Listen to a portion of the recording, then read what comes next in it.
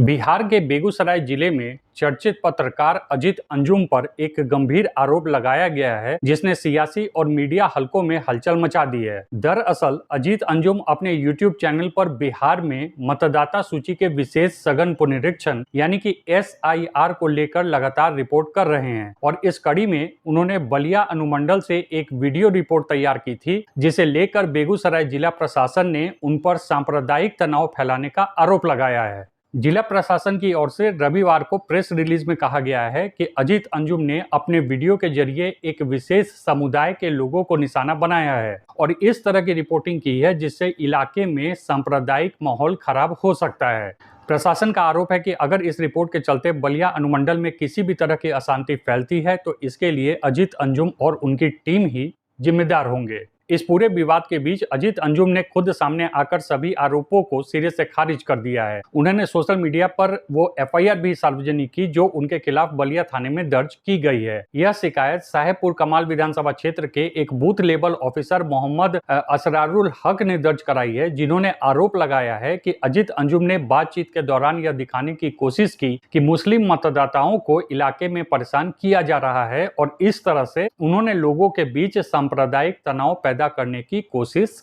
की है। दिलचस्प बात यह है कि जिला प्रशासन की प्रेस रिलीज में तो सीधे तौर पर किसी कानूनी कार्रवाई का जिक्र नहीं किया गया था, लेकिन बाद में खुद अजीत अंजुम ने जो FIR का स्क्रीनशॉट साझा किया उससे यह साफ हो गया कि उनके खिलाफ भारतीय न्याय संहिता और जनप्रतिनिधित्व अधिनियम की अलग अलग धाराओं के तहत केस दर्ज किया गया है। फिलहाल इस मामले में प्रशासन और पुलिस की ओर से कोई खुली प्रतिक्रिया नहीं आई है, लेकिन यह पूरा विवाद सिर्फ एक पत्रकार के खिलाफ FIR तक सीमित नहीं है। यह सवाल भी उठ रहा है कि क्या सत्ता पक्ष को किसी रिपोर्टिंग से इतनी परेशानी हो सकती है कि वे सीधे तौर पर उसे सांप्रदायिक तनाव फैलाने का मामला बना दें। और जबकि इस रिपोर्ट में अजीत अंजुम ने ग्राउंड रियलिटी को दिखाया है और SIR से संबंधित समस्याओं को लोगों के सामने रखा है। उनका भी यही दावा है कि उन्होंने वही दिखाया है जो जमीनी हकीकत है और अगर किसी को इससे दिक्कत है तो तथ्य सामने रखकर बहस होनी चाहिए, न कि सीधे FIR के जरिए डराने की कोशिश की जाए। अजीत अंजुम लंबे समय से मीडिया से जुड़े रहे हैं और अब स्वतंत्र पत्रकारिता कर रहे हैं और एक जिम्मेदार रिपोर्टर की भूमिका भी निभा रहे हैं। उनके खिलाफ यह मामला सिर्फ एक